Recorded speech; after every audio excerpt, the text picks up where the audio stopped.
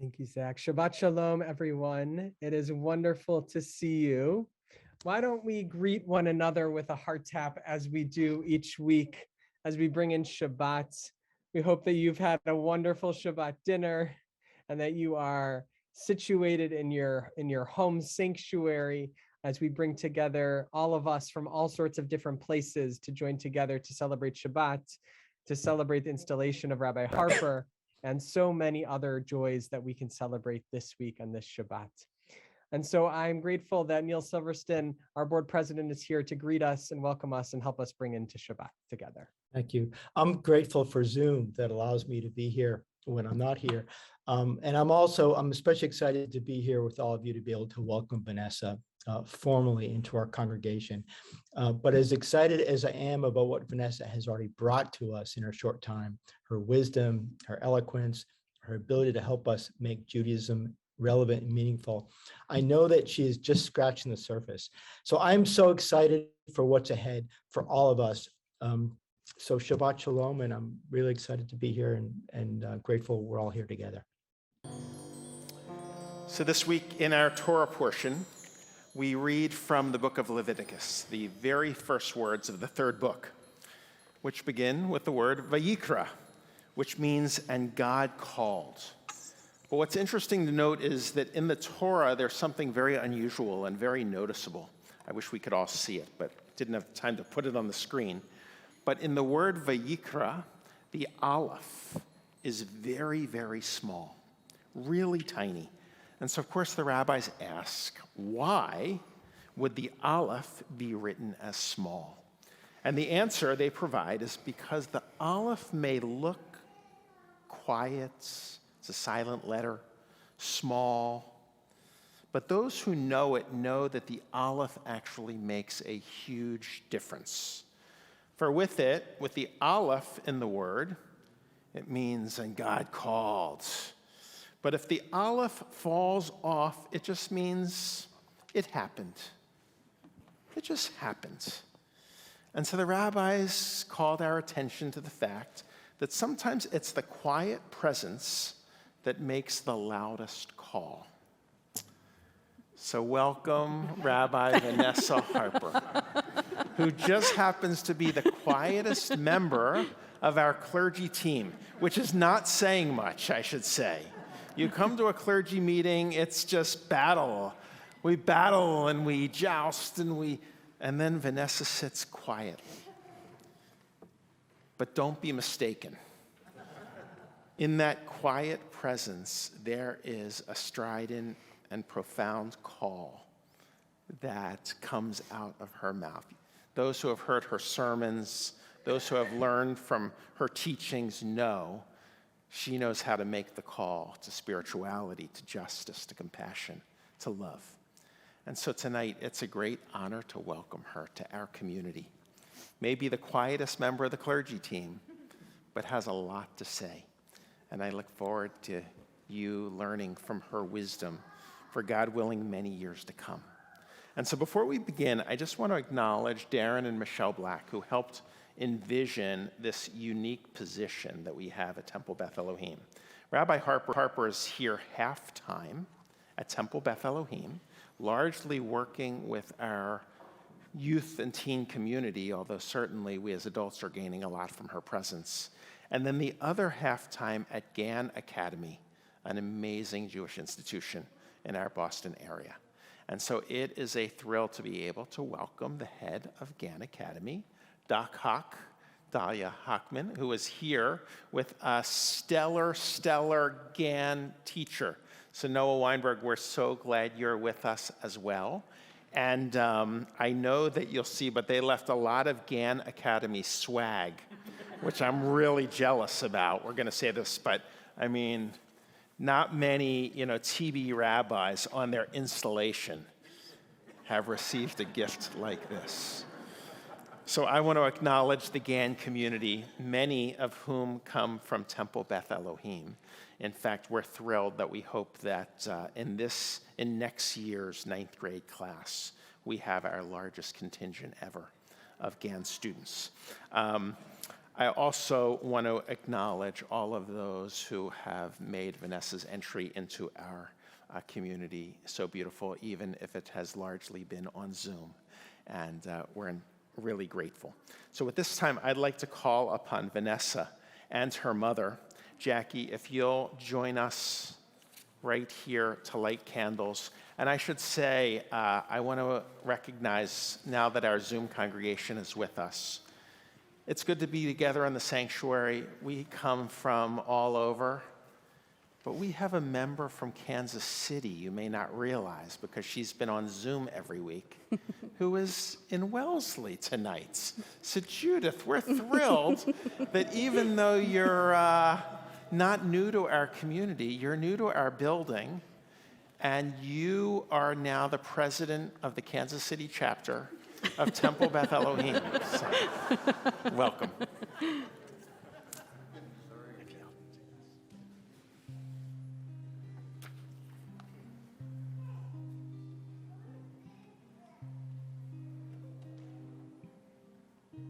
Let's join together. Baruch atah Adonai Eloheinu melech haolam asher kinshanu b'mitzvotav v'tzivanu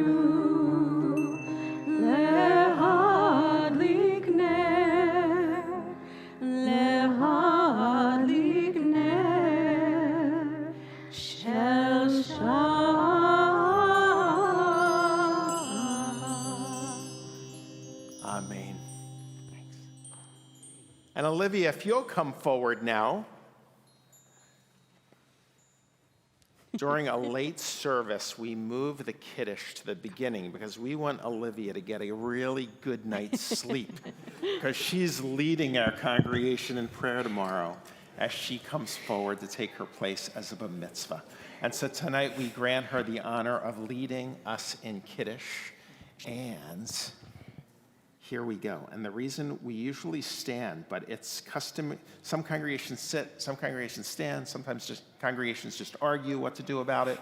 We're going to stay seated so that everyone can see you on Zoom as well.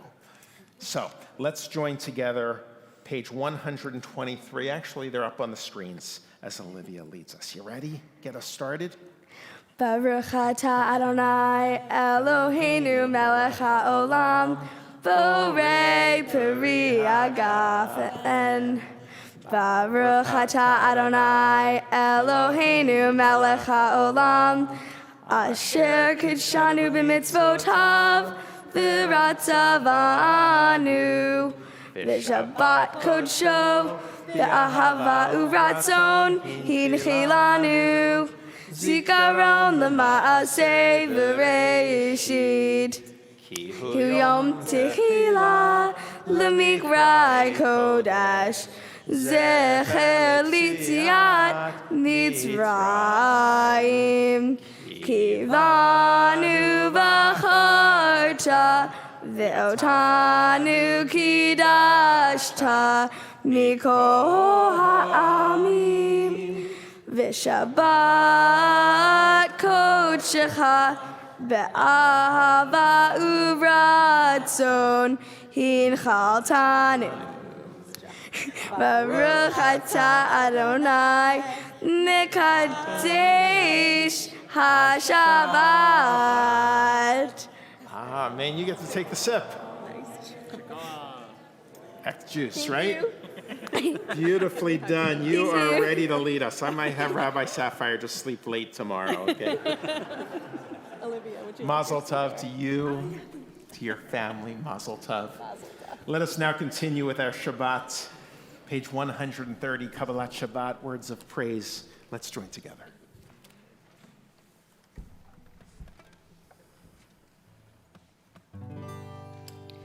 לכו נרננה לאדוני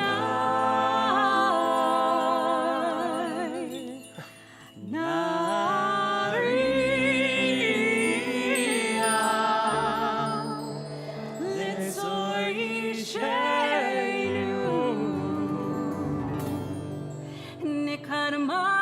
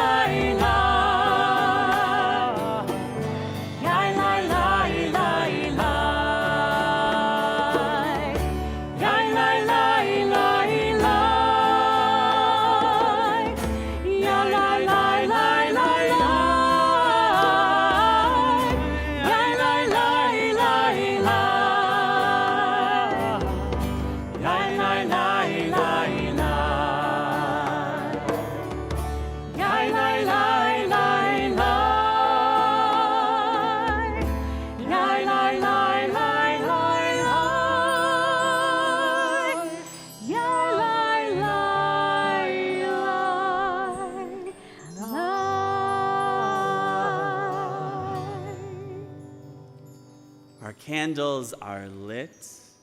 We have made some blessings. Let's bring in Shabbat together. We'll join together on page 138, and the words will be on your screen to officially welcome the Sabbath bride, the Shabbat presence that fills us up specifically for these days, so we can hold presence, express gratitude, and just be here. It's so good to be here. Let's join. שמור וזכור בדיבורך, השמיענו אל עמיך, אדוני אחד ושמו אחד, לשם ולתפארת ולתהילה לך, אדוני.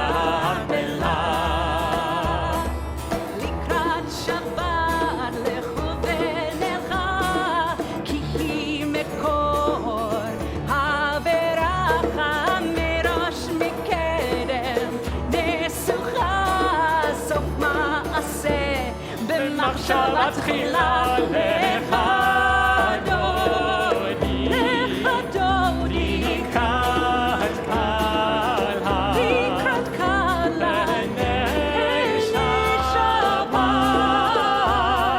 נקבלה. התעוררי, התעוררי, כי בעורף קומי אורי, אורי, אורי, שיר דברי כבוד אדוני, עלייך נגלה לך דודי, לקראת קהלה, בני שבת נקבלה.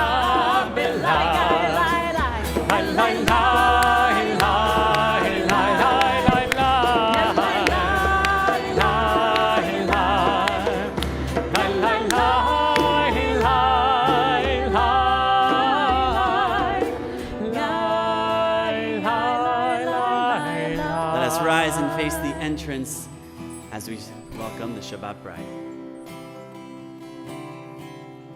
בואי ושלום, עצרת בעלה, גם בשמחה ובצהלה, תוך אמוני עם סגולה, בואי חלה, בואי חלה, הולך אדוני לקראת קהלה, פני שבת נקבלה,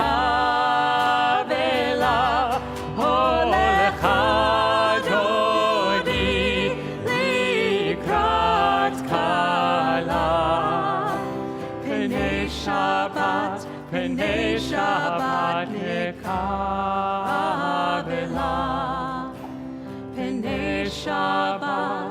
פני שבת נקבלה.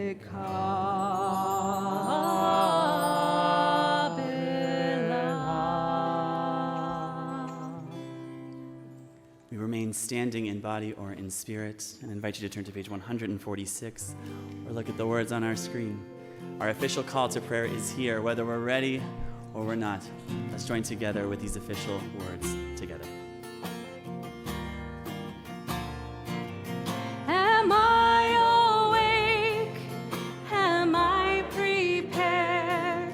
Are you listening to my prayer?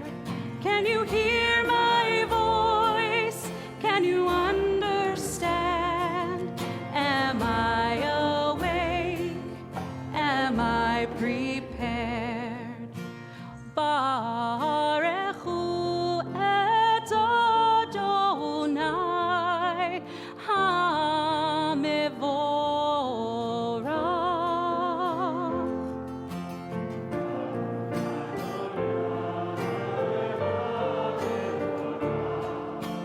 Le'olam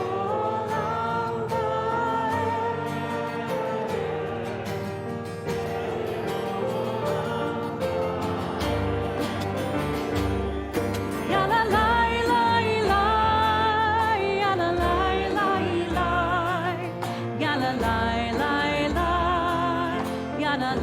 lai lai, yalla lai lai lai, yalla lai lai lai, yalla lai lai lai, yalla lai lai lai, yalla lai lai lai. You may be seated. On Shabbat, we get some extra time to just breathe, to just listen to what's going on in our hearts, to listen to what's happening in our communities, to our world. And so as we join together for words of Shema, let's take time to just listen to what's happening in our own hearts, to maybe what's happening in the hearts of those around us. Let's just take a deep cleansing breath together. and bear witness to what we need to listen to. Shema Yisrael Adonai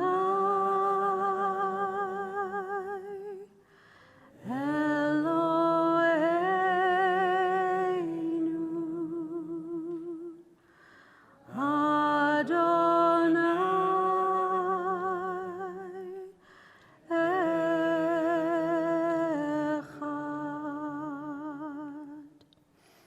Baruch Shem Kevod Malchuto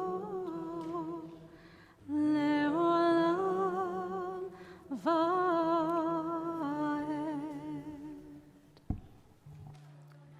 And so, as we are still in Women's History Month, I would like to pay homage to some of our great female composers by introducing a new melody or a different melody written by a female composer each Shabbat for the month of March. For we know that it was Miriam who led the women and the children through the Sea of Reeds toward freedom. And so this week we celebrate with my dear friend Alana Arian's setting of Mi Chamocha. I hope you'll join me.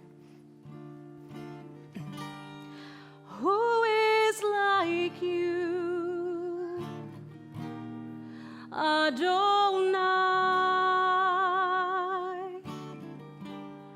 Who is like you, Adonai?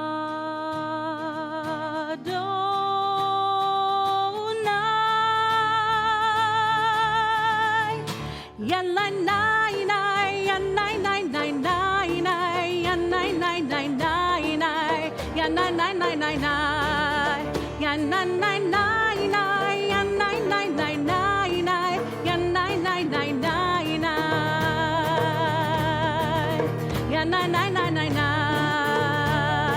Mi chamocha, mi chamocha, ba'elim Adonai, mi chamocha, nedar b'kodesh, nora tehilot, osei fela, nora tehilot, osei fela, yalalai, yalai, lai, lai, yalai, lai, lai, lai, lai, yalai, lai, lai, lai, lai, yalai, lai, lai, lai, lai, yalai, lai, lai, lai, yalai, lai, lai, lai, lai, yalai, lai, lai, lai, lai, yalai, lai, lai, lai, lai. One more time. Mi chamocha, mi chamocha, ba'elim Adonai, mi chamocha, nedar b'kodesh, nora tehilot, osei fela, nora tehilot, osei fela, yalai lai, yalai lai lai, yalai lai lai lai lai, yalai lai lai lai lai, yalai lai lai lai lai, yalai lai lai lai, yalai lai lai lai lai, yalai lai lai lai lai, yalai lai lai lai lai.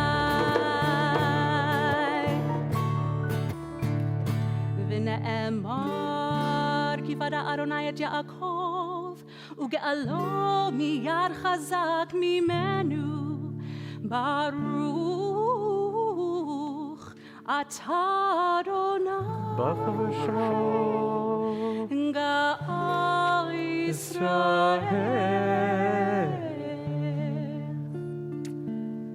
Turn to page 161. On Shabbat, we experience a taste of a perfected world, of the world to come. And even when we have that flavor, even when we have that taste, even when we can possibly see it, we recognize that there's still brokenness and hate and war. And in the pursuit of wholeness that we strive for, we invite these words to enter our hearts as we speak them to truth. So let us join together and let there be love.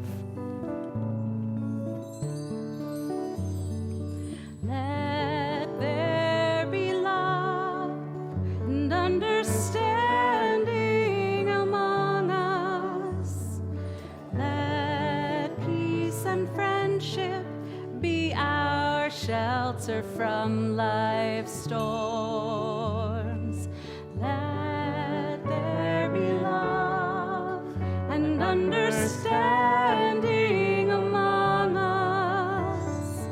Let peace and friendship be our shelter from life's storms. Hashkivenu Adonai Eloheinu Hashkivenu Leshalom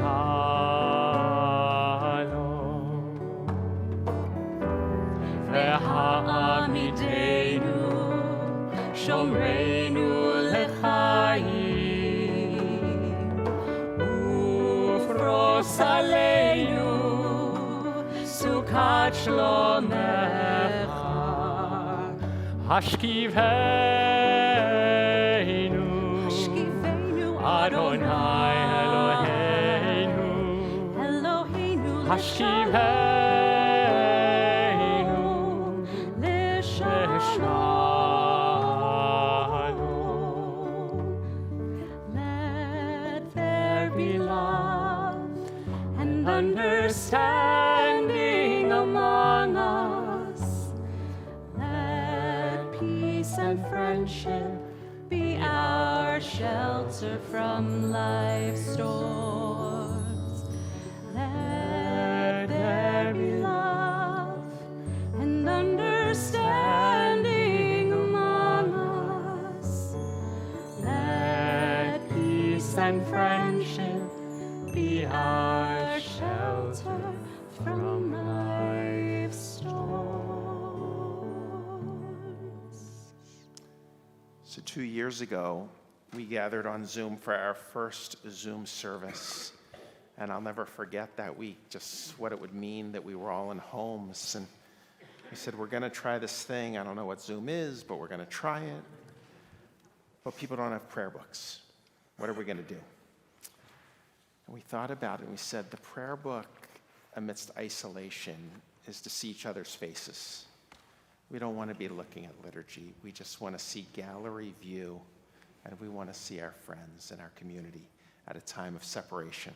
And so for 2 years, we didn't use a prayer book, and we truncated the liturgical aspects of the service. Well, guess what? We're returning to them this evening.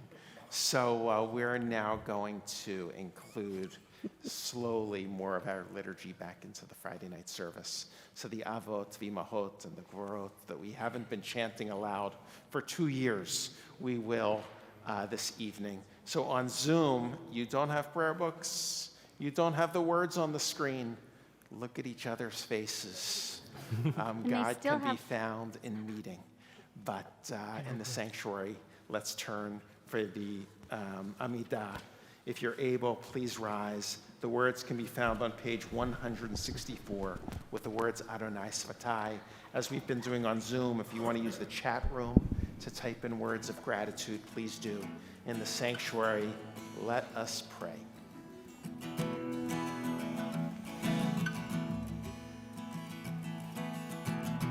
Adonai, Svatai Tivta.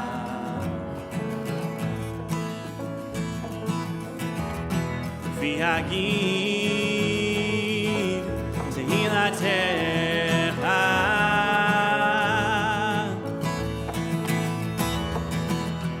Adonai,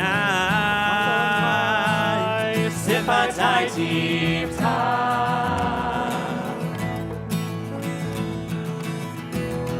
V'yagid tehilatecha.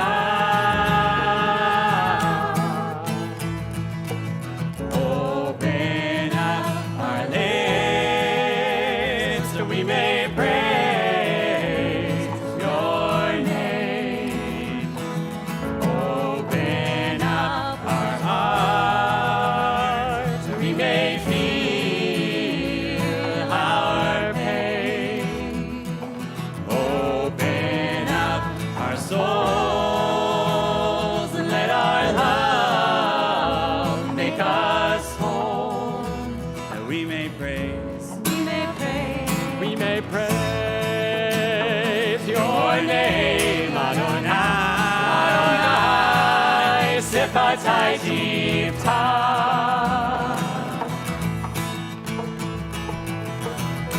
Ufiagi Tehilatecha.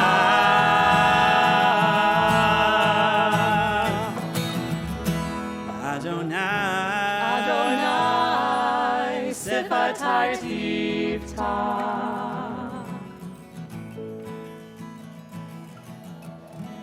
Ufiagi Tehilatecha.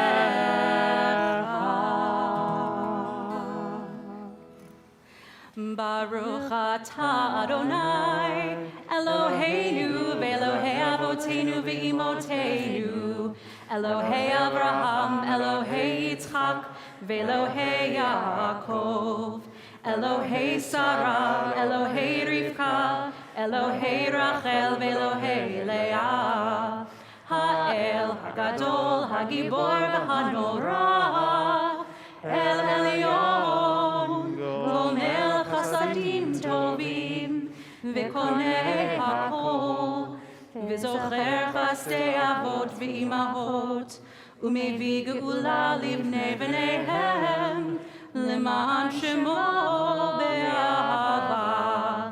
מלך עוזר ומושיע ומגן, ברוך אתה אדוני, מגן אברהם ועזרת שרה.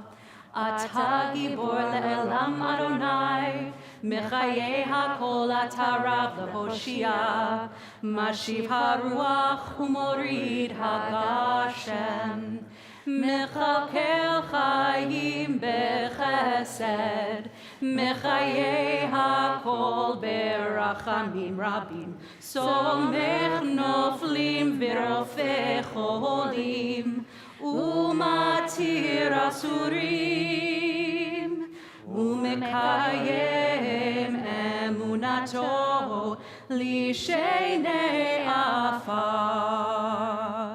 מי כמוך בעל גבורות ומידו מלך, מלך ממית ומחיה ומצמיח ישועה. ונאמן אתה להחיות הכל, ברוך אתה אדוני מחיי הכל. אתה קדוש ושמך קדוש, וקדושים בכל יום יהללוך סלה. ברוך אתה אדוני האל הקדוש. We continue independently with our own private prayers and meditations. When you're finished, you may be seated.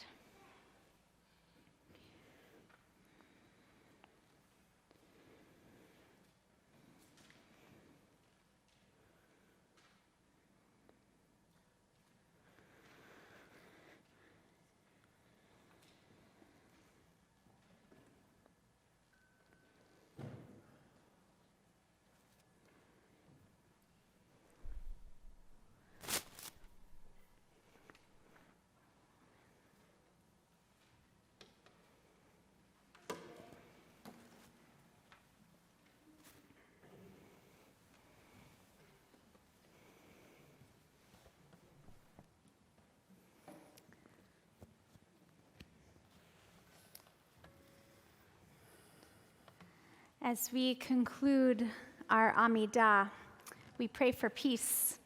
And it is not lost on me this evening that we pray the words of Shalom Rav. We not only pray for peace, but we pray for abundant peace in our world and in Israel as well. Page 178. Shalom, shalom.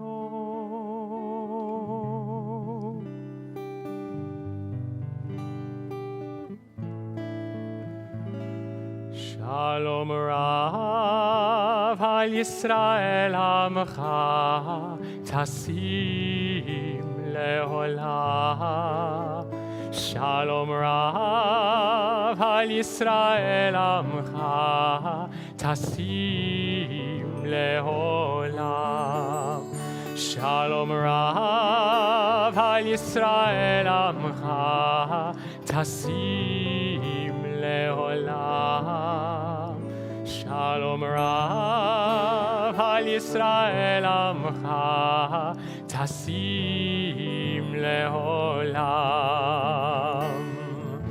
Ki hatahu melech adon lechol hashalom. Ki hatahu melech adon lechol hashalom. Shalom Rav al Yisrael Amcha Tasim Leolam. Shalom Rav al Yisrael Amcha Tasim Leolam. V'tov be'einecha levaeh et Amcha Yisrael bechol et uvechol sha'a bishlomecha.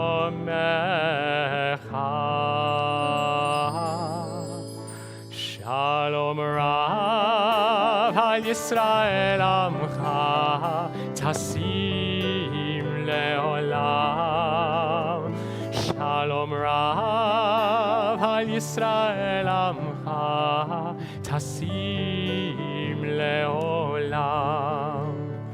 Tasim Leolam. Tasim Leolam.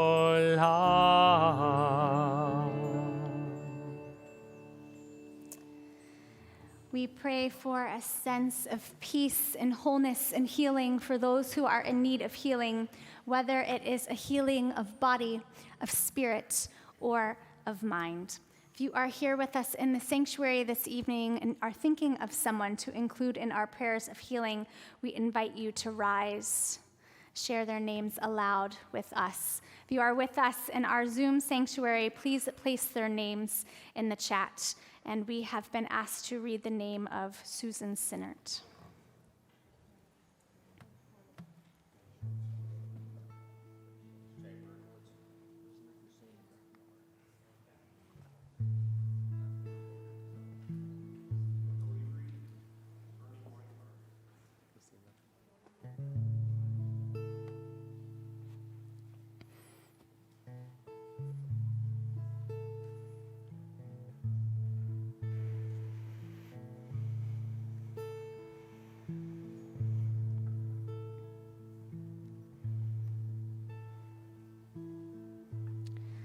Let's join together, page 371.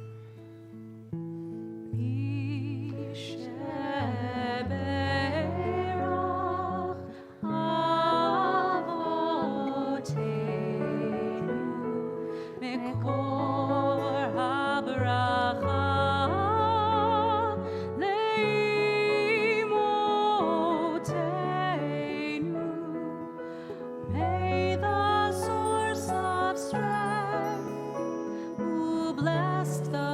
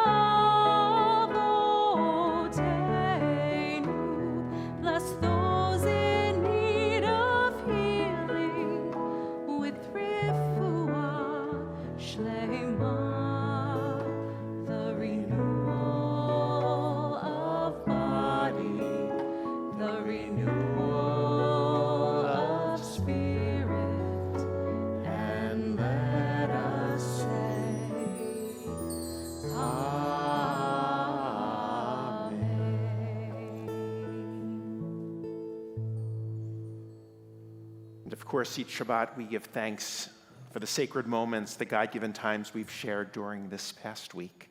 And I have my computer in front of me now so that I can see those on Zoom as well.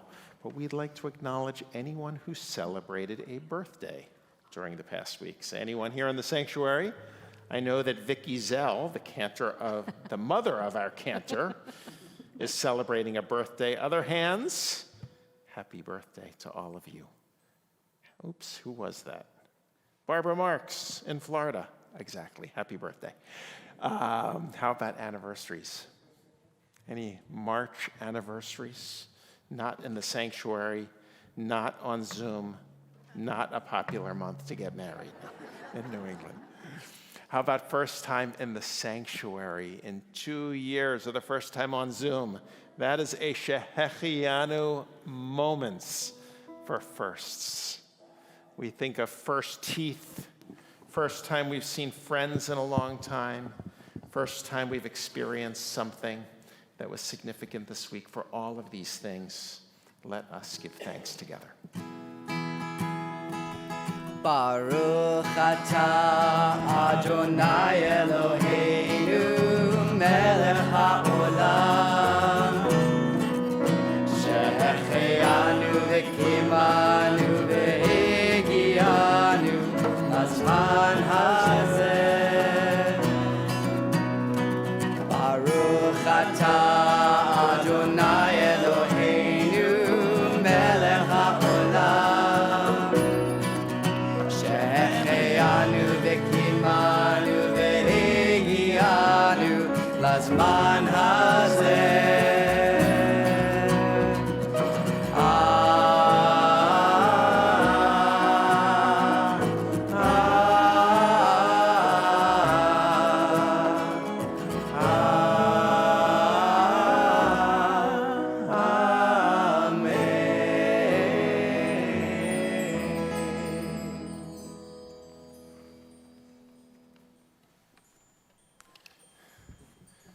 So a rabbinic installation.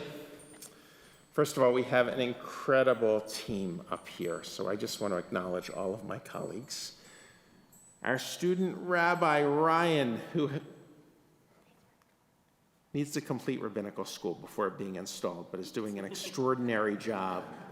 And Zach, who needs to complete high school before is doing an extraordinary job. But what a team. It is a custom in the Reformed Jewish community to install a rabbi, and in doing so, inviting a rabbi's mentor to install them as rabbi in their new community. And what's interesting to note this evening is that usually, almost always, it's a rabbi that comes to install their student, the rabbi in rabbinical school, to install their student as rabbi. But in preparing for this evening with Vanessa, it became very clear that it shouldn't be a rabbi from Hebrew Union College Jewish Institute of Religion that would install her. It became very clear that it should be her true mentor, the one who taught her the value of what it means to be an educator, a true educator, one who not only gained mastery of their subject, but took great interest in the subjects in front of themselves, the student. And so she suggested strongly that we invite her teacher from her undergraduate years at Williams College. She told me that it was he who brought her for the very first time to deep and meaningful Jewish study and introduced it to her life and profoundly changed it forever, enabling her to learn her Torah and giving her the knowledge that teaching should be her path. He is not only brilliant, she told me, but he's caring and wise. And so it's a great honor to welcome him to our community, for even in our short interactions, it became clear that he is a mensch as well.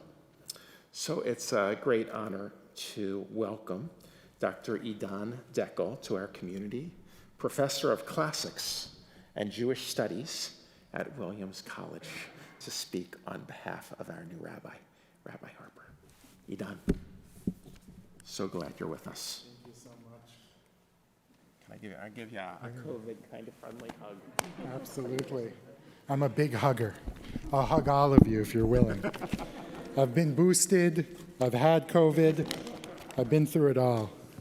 I don't normally work from a script, but as Rabbi Harper knows, if I don't, I have a tendency to go on for several hours. And so I decided to write some things down today instead. Before I start with my written remarks, though, I just wanted to note something. So I drove in from Williamstown this afternoon. I left right after one of my classes, and I stopped at home to pick up my suitcase. And I brought in the mail, and in the mail today was this month's issue of Hadassah magazine. And I don't know if some of you have already received this month's issue. And of course, on the cover, right, it's commemorating the 50th anniversary of the first ordination of a woman as a rabbi in America. And it seems to me that that was a particularly appropriate sign that this was going to be not only a proud event, but a really meaningful event for all of us. 50 years, on the one hand, it seems like a long time. On the other hand, it's just a blink of an eye. And I can't wait to see the next 50 years as Rabbi Harper hopefully stays with you for a long time. But I'm getting ahead of myself, please. You have to bear with me. It really is my great honor and pleasure to be here this evening to help celebrate this installation of Rabbi Harper into your community. And it's an event that fills me with much nachas, and I'm already tearing up, and I'll try not to do that too much. But I must confess that two things gave me pause when I received this generous invitation to make remarks about Rabbi Harper's wonderful qualities and how they will help her thrive in the role that she now undertakes. The first, Rabbi Seisenwein already mentioned. I was mindful of the fact that it is usually, in fact almost always, the custom for another rabbi to offer such remarks on the occasion of an installation. And while I teach and write about rabbis, and am in fact descended from a very long line of rabbis, I am not now, nor have I ever been, a rabbi myself. I have not walked in the same talit, so to speak, so who am I to offer words of advice or encouragement in this endeavor? Second, I was acutely aware that Rabbi Harper is one of the most modest students I have ever had the pleasure to work with. Maybe I should be calling her Rabbi Aleph, following Rabbi Seisenwein's opening remarks there. She has a particularly intense aversion to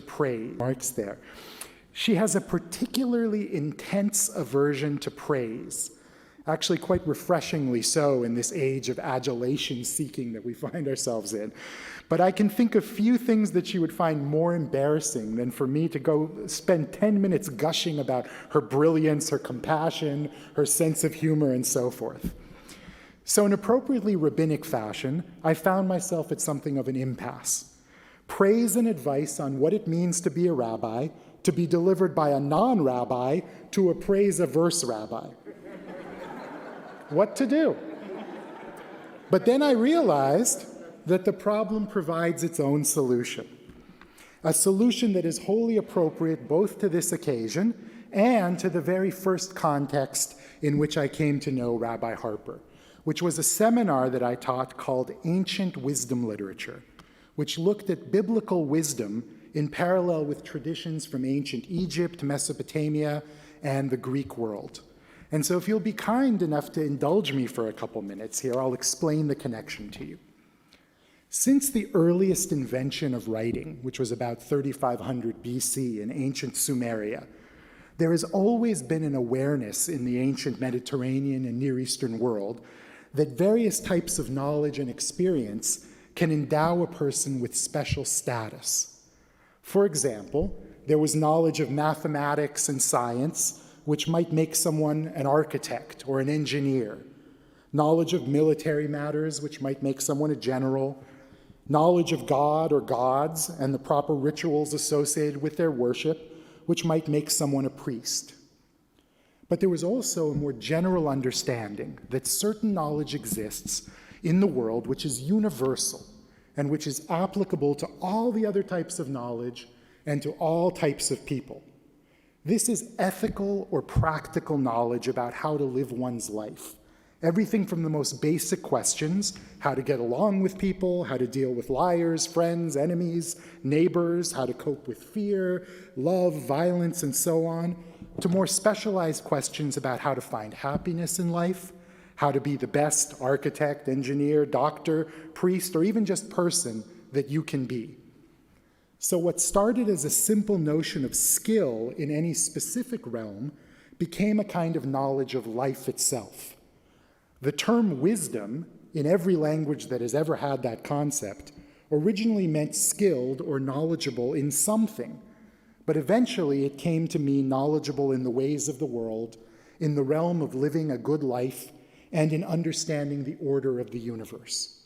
In short, it became something like what we moderns would call ethical and practical philosophy. Indeed, in the ancient Greek world, this wisdom tradition became the direct precursor of what in the 5th century came to be called philosophia, or the love of wisdom, as practiced by Plato, Aristotle, and all the rest. In ancient Israel, however, a slightly different trajectory emerged.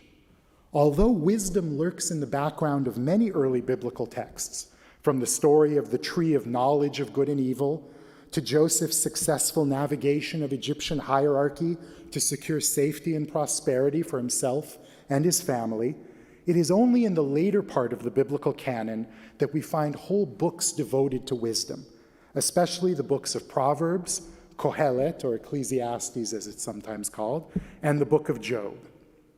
And when wisdom finally emerges as a specific object of study in these texts, it does so in a somewhat fraught relationship with other types of knowledge, particularly the concept of Torah, or law itself. Because if wisdom is a kind of universal knowledge, applicable to every situation and available to all who choose to embrace her, and indeed in Hebrew, chokhmah is a feminine noun, and so wisdom was regularly personified as a woman or even as a goddess in some of the more dangerous texts, then at least theoretically, it posed some threat to the hierarchy imposed by the Torah, which was dominated by the Kohanim, the hereditary priesthood of Israel, whose specialized knowledge was only available to those in the correct lineage. But the wisdom books were not cowed by this authority, and they vigorously asserted the value of inquiry into how humans interact with each other as equally important to the interactions with God that were so specifically regulated by the priests and their rituals. This in itself would have been an enormous accomplishment, since it offered the ancient Israelite community an important way to fill in the gaps left by a Torah that most often had very little to say about, say, how a person should prosper in their business dealings, personal relationships, and individual habits. But the wisdom tradition went even farther than that, and this was the truly radical, revolutionary step. These books acknowledged that the lessons learned through centuries of human experience and duly reported them as maxims and sayings that were mobile and applicable in a wide range of situations. But they also scrutinized the very categories of knowledge and wisdom themselves, practicing what we might call today something like meta-wisdom.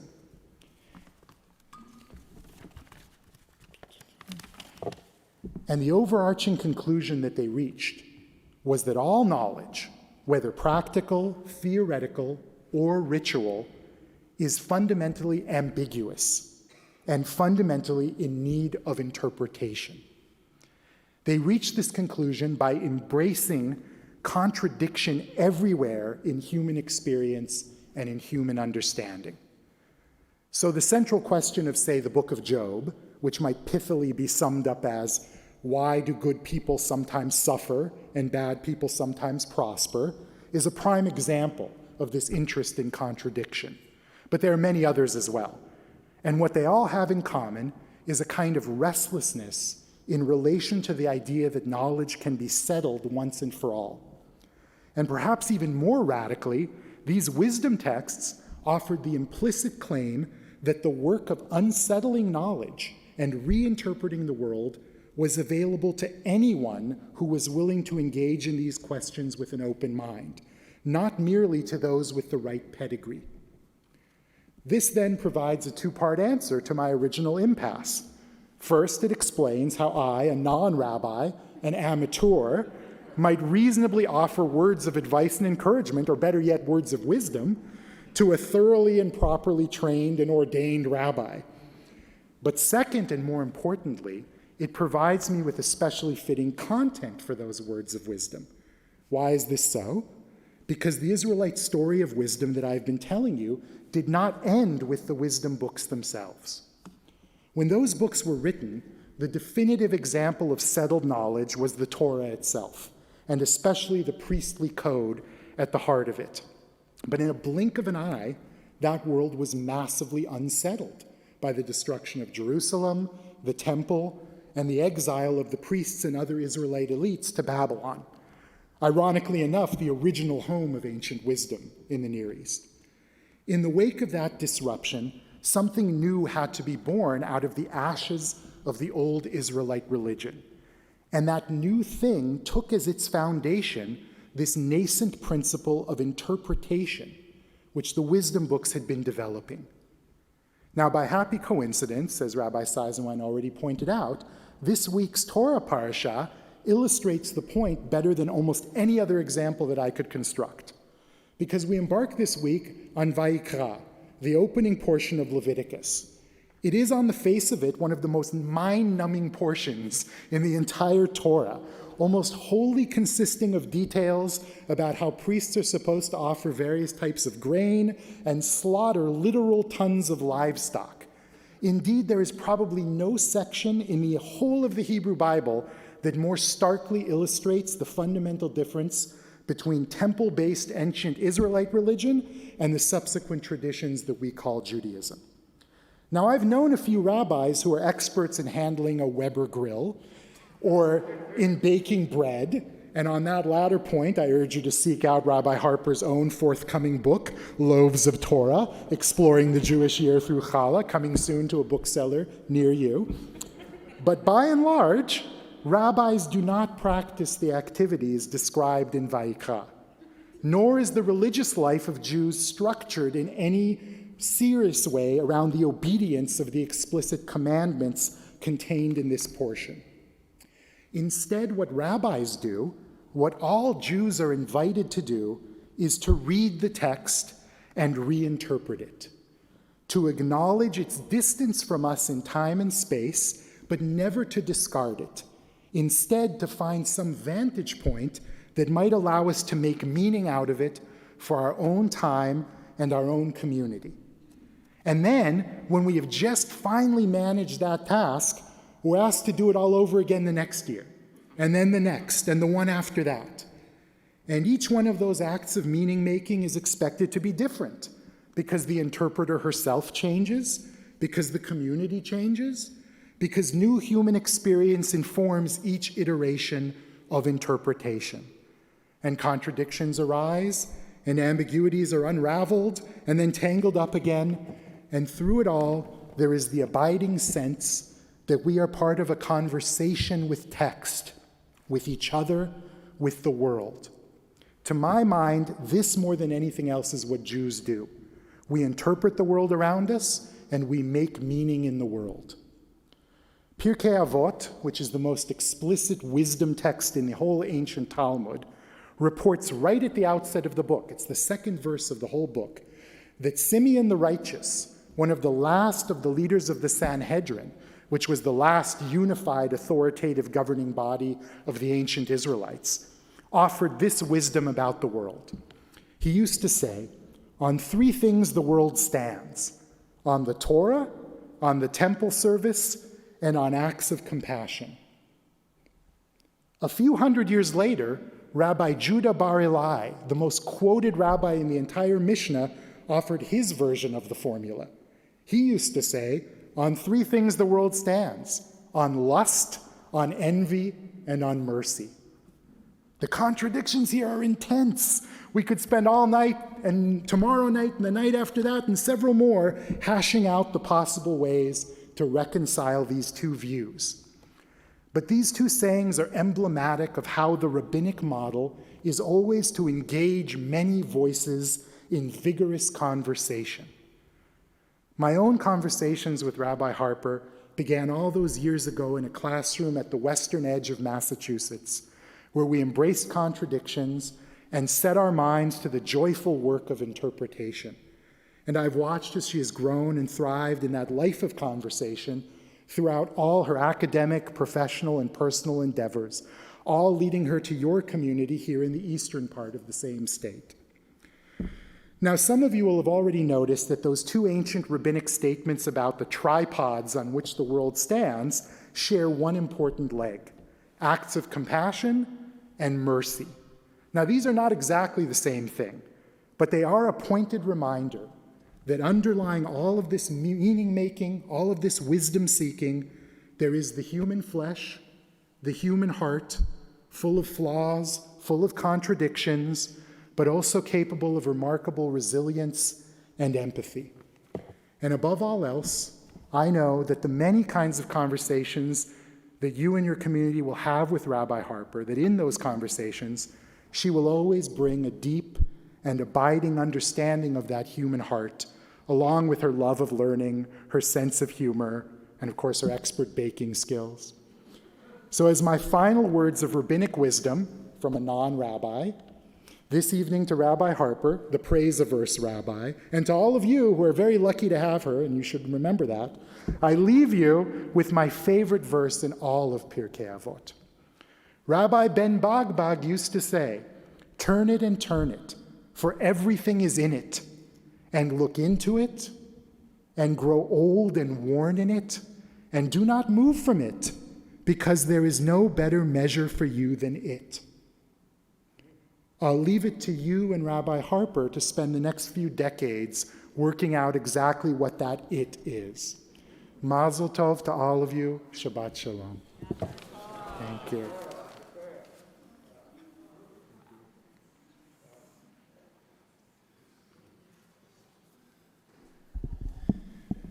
I want to go to Williams College. Thank you for being with us. Rabbi Harper, don't get too comfortable. We're going to all rise if we're able. And I'm going to invite my clergy colleagues to join me up at the Ark as we formally install Rabbi Harper as our new assistant rabbi.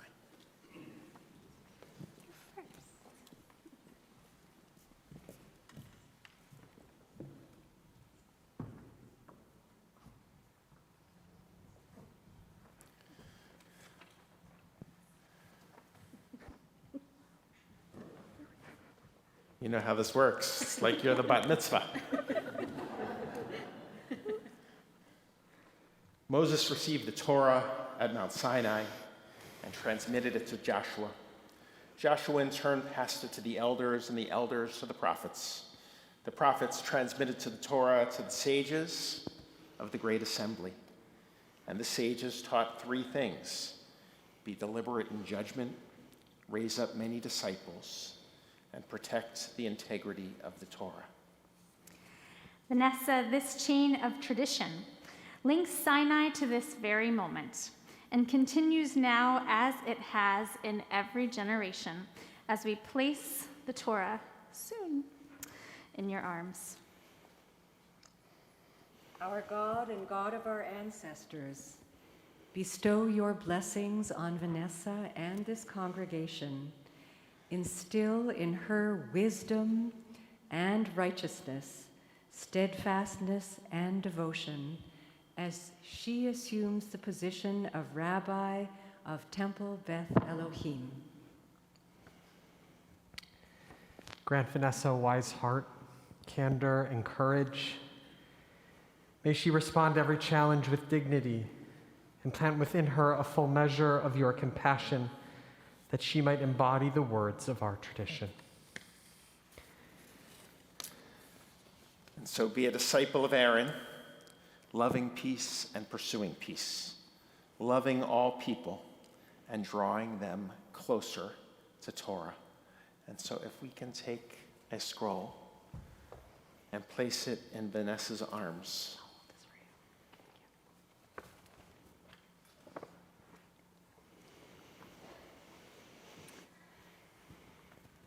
Eloheinu ve'Elohei avotenu v'imotenu, my God, God of my ancestors, I pray that you will be my guide as I humbly embark upon the task of leading this holy community. May we work together as sacred partners to fulfill the vision and mission of this Kihila Kadosha, this holy community. May I never lead them astray, knowingly or inadvertently, and may my hands and heart be ever faithful in serving you. Show me your ways, Adonai, teach me your paths. Guide me in your truth and teach me. And so we ask for God's blessing upon you. If you can place a hand on the shoulder.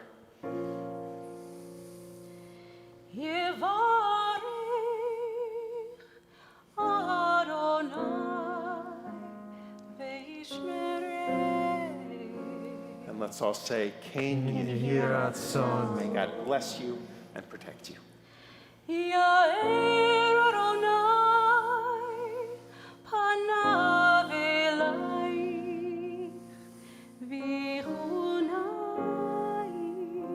Together, Ken Yiratzon. May God shine down upon you and be gracious to you.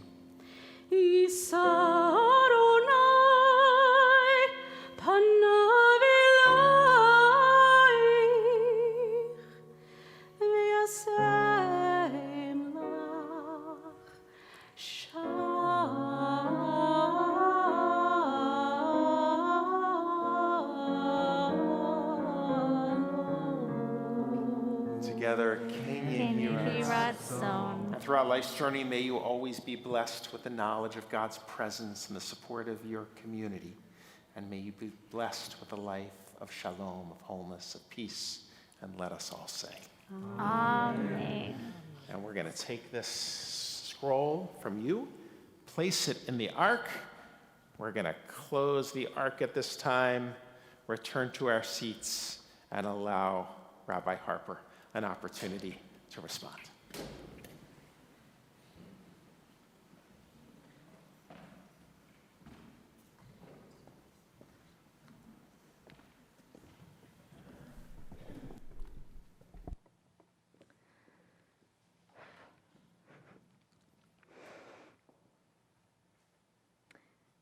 It is an incredible honor to stand before this congregation and its leadership, before my mentors and colleagues, my family and friends, and hear you call me Rabbi.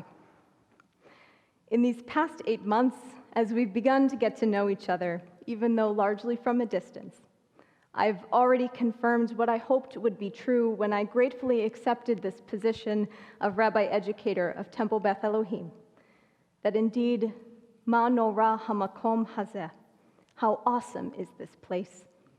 For it is made so by the extraordinary people of all ages, whose paths intersect here as we each pursue shalom, wholeness, fulfillment, and peace in our own lives and in our wider world.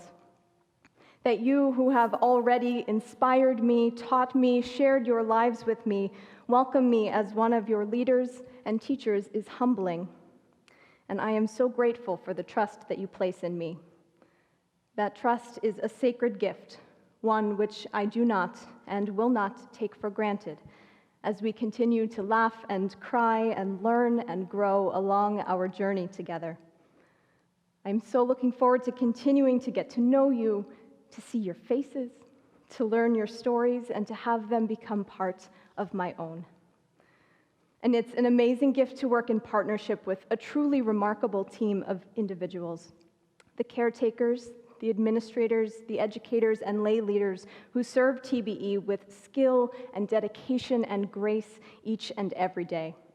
It is an honor to do this sacred work with you, and I am grateful for everything you do in service to this community and to the Jewish people.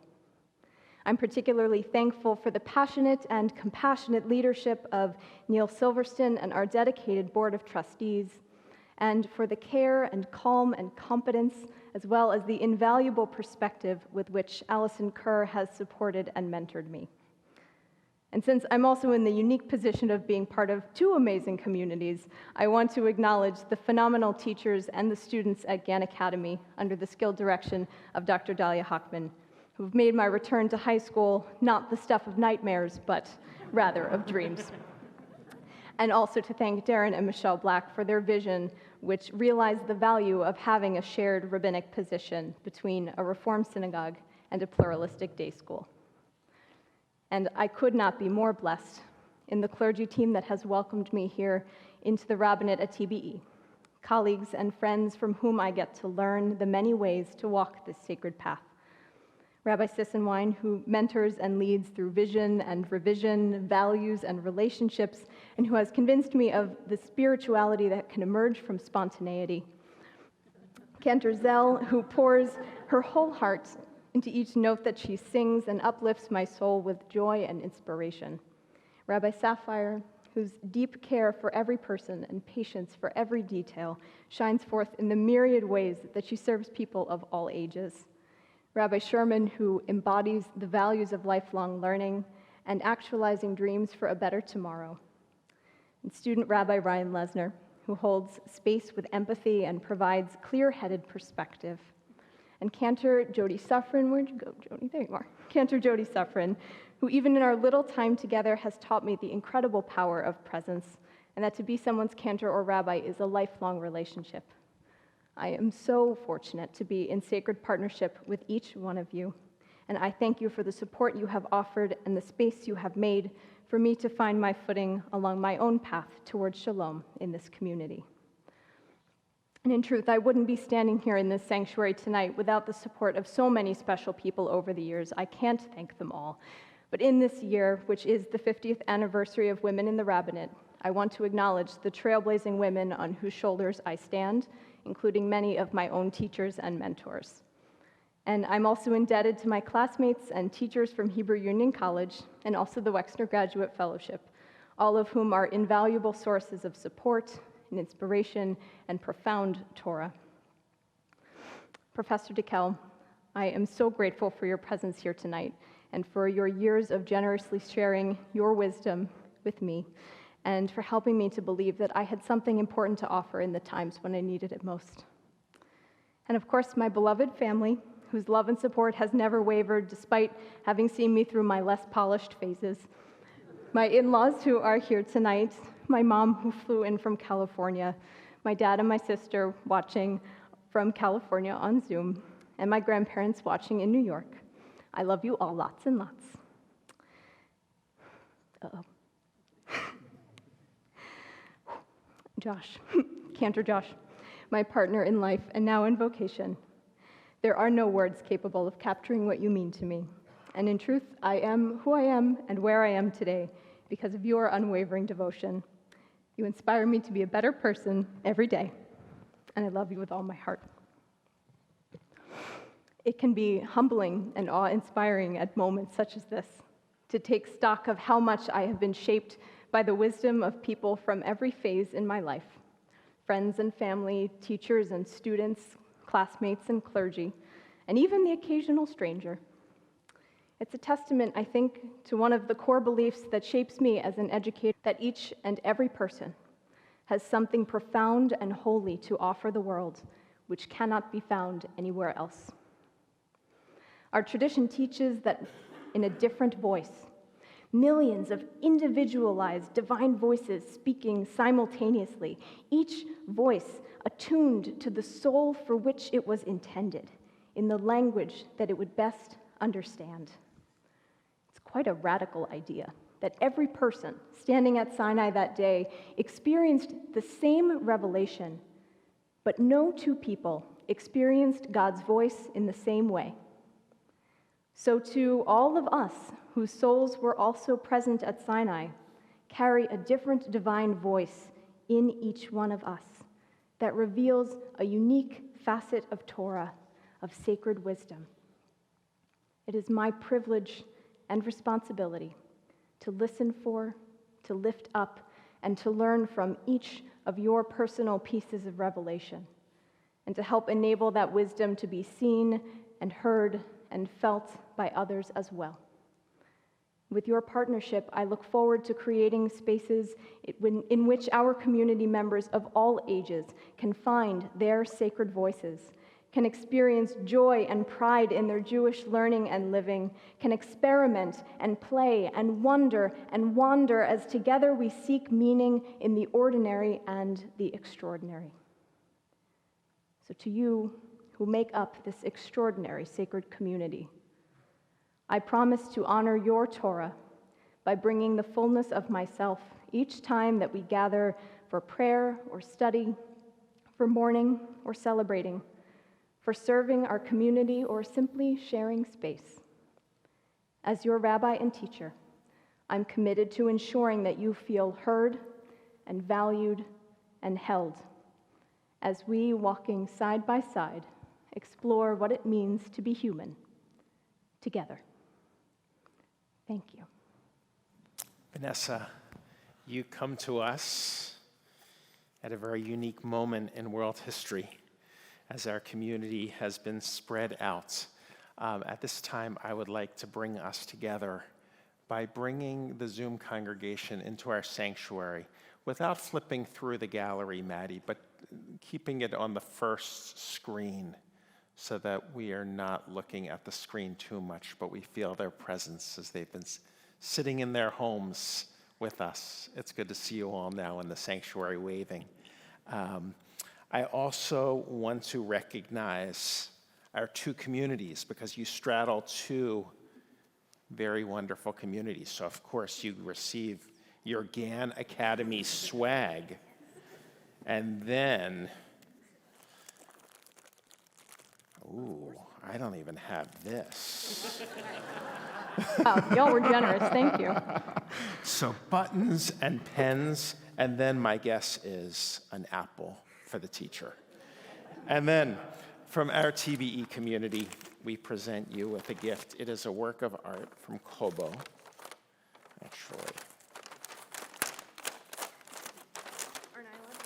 Yes, why don't you?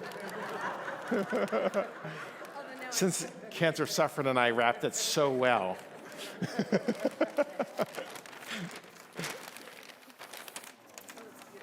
And so, do you want to read it?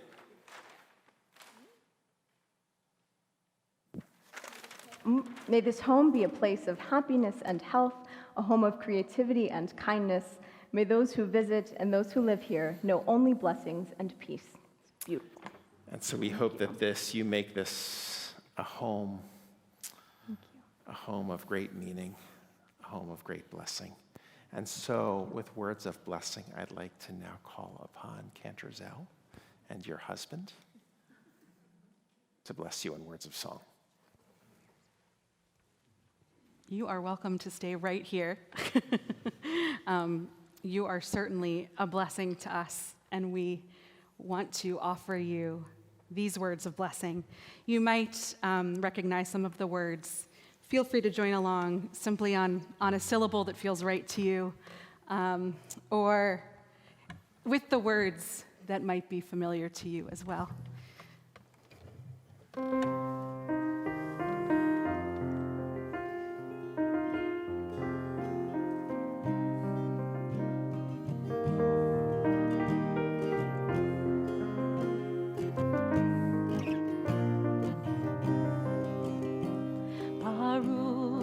אתה בבואך, וברוך אתה בצאתך. ברוך אתה בבואך, וברוך אתה בצאתך. ברוך אתה בבואך, וברוך אתה בצאתך. ברוך אתה בבואך, ברוך אתה בצאתך. שלום עליכם, עליכם שלום, שלום עליכם, עליכם שלום, שלום עליכם, עליכם שלום, שלום עליכם, עליכם שלום.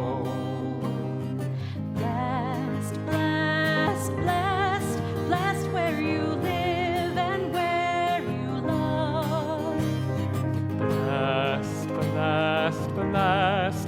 blessed where you learn forevermore. Blessed, blessed, blessed, blessed will you be in the here and now. Blessed, blessed, blessed, blessed will you be forevermore. Baruch atah b'vorecha, u'baruch atah b'tzeitecha. Baruch atah b'vorecha, u'baruch atah b'tzeitecha. Yalai, lai, lai, lai, lai, lai, lai, lai, lai, lai, lai, lai, lai, lai, lai, lai, lai, lai.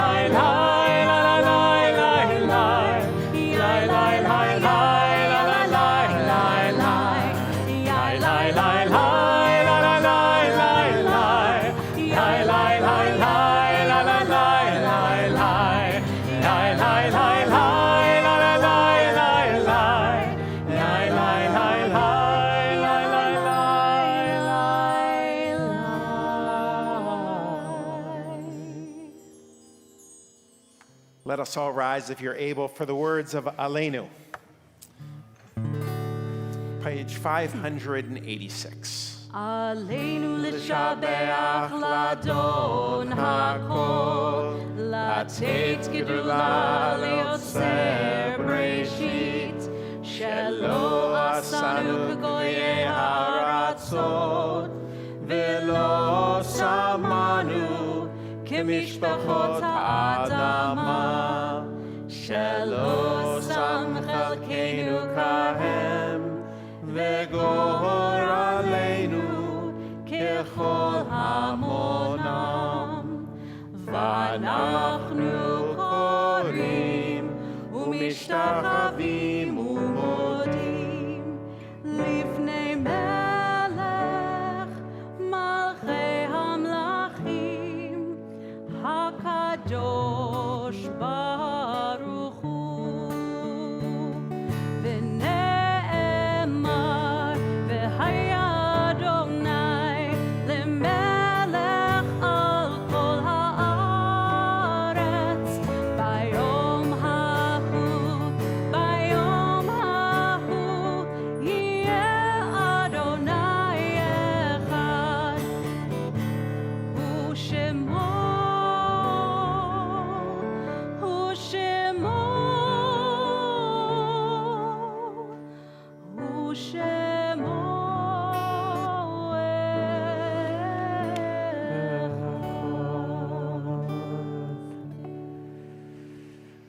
We turn to page 598, and I want to invite those of you in our sanctuary who are here in observance of a yahrzeit, the anniversary of the death of a loved one, or in a period of mourning, to please rise as we walk through and share the names of the loved ones that we are remembering. And also on Zoom, I invite you to place the names of those you are remembering in the chat box.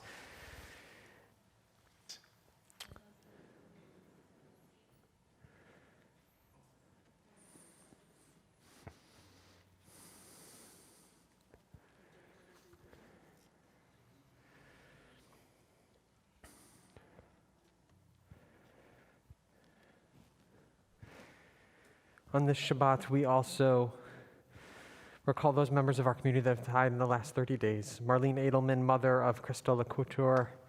David Bernstein, the father of Michelle Schweiger. Lloyd Ruse, the father of Nicole Ruse. Melissa Beth Stutchins, the sister of Mike Stutchins. Howard Wolk, the husband of Nancy Wolk. We also recall the yahrzeits of Ruth Rosenblatt, the mother of Judith Morton, and Miriam Schwab, the sister of Sidney Friedman. So I invite those of us here in our sanctuary to rise, if you are able, in support of the mourners among us. On Zoom, rise in body and spirit. Center ourselves with these words. Yitkadal v'yitkadash shemei Rabba, bi'alma divra chirutei v'yamlich malchutei. B'chayechon uvyomechon uvchaye d'chol Beit Yisrael ba'agala v'zman kariv v'imru amen. Yehe shmei Rabba mevarach le'olam umei omaya. Yitbarach v'yishtabach v'yitpa'ar v'yitromam v'yitnaseh. V'yitadar v'yitaleh v'yitalal shmei dekudsha brichu. Leila min kol birchata v'shirata. Tush bechata v'nechemata. Da'amiran bi'alma v'imru amen. Yehe shalama rabba min shemaya. V'chaim aleinu ve'al kol Yisrael v'imru amen. Oseh shalom bimromav. Hu ya'aseh shalom aleinu. Al kol Yisrael v'imru amen. Yaseh shalom, Yaseh shalom, shalom aleinu ve'al kol Yisrael. Yaseh shalom, Yaseh shalom, shalom aleinu ve'al kol Yisrael. So soon we'll go into the atrium for our first oneg in over 2 years. If you're wearing masks, just remain for fellowship if you're comfortable, and we'll be able to visit together. On Zoom, we're going to open up the microphones like we always do so that you can wish each other Shabbat Shalom. But before we do, we have a couple of announcements because Purim is soon approaching. And then Vanessa, maybe as many of our congregation don't know that your book is coming out about challah. So you're going to lead us in motzi. And I'd love your family, if you're comfortable, to come up and join Vanessa, any family visiting. But before motzi, how about a few announcements? Can I start with the first Purim announcement? Yes. So thank you to those of you who have purchased Mishloach Manot to give to your friends and family to benefit Yad Chesed. All of you in our community are going to receive a virtual gift from Temple Beth Elohim on Sunday morning. Please consider this our Mishloach Manot to all of you. There's some goodies in there. Don't forget to open it up. So you heard that Vanessa has a book coming out. On Friday, she is teaching Dough and Drash, Shaping Challah in the Torah, at 10 a.m. Is that on Zoom or here? So that's on Zoom. One thing to know, there's a whole series of challah classes throughout the spring. There are some in person. There are some that are one-offs. There are some that are a series. If you have questions, feel free to ask me or just watch your email. This is a Zoom class on Friday. I'd love to see you if you're interested. Thank you. Monday night, our Racial Justice Quarterly meeting. Please join us. Another wonderful speaker.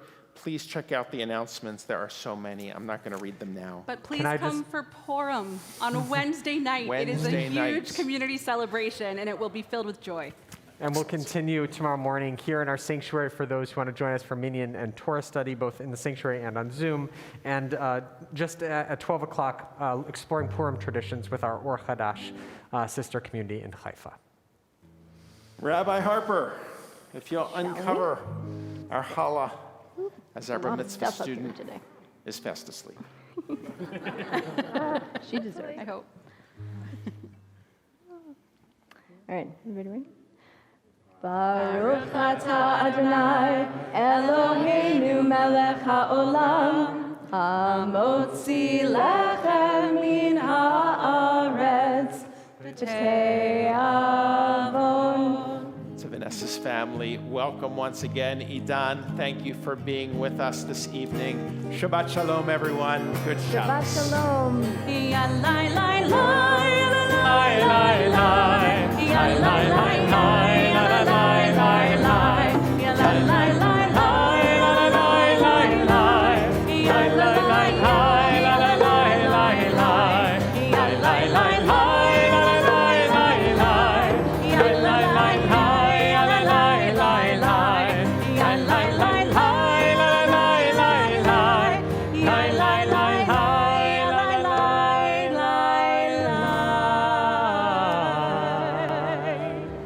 Good Shabbos.